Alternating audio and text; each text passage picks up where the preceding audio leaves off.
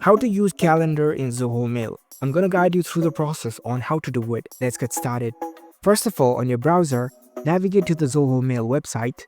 After you're in the website, make sure that you are logged in with your account. Once you are logged in, you will see this kind of web interface.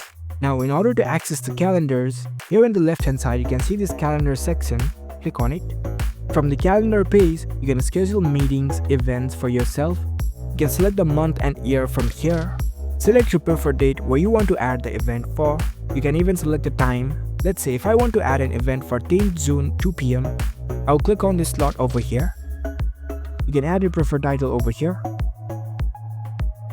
If this meeting consists of different peoples, you can invite them over here or create a group. If it's a virtual meeting, you can add the conference link. If you want to configure more options, click on this more options. You can provide the URL, you can set up the email. If there is an attachment, you can add from here. Once you are done, you can click on the save button. So that's how you can access and use calendar features in Zoho Mail. If you found this video helpful, don't forget to give this video a thumbs up and subscribe to our channel for more tech tips. Thank you for watching.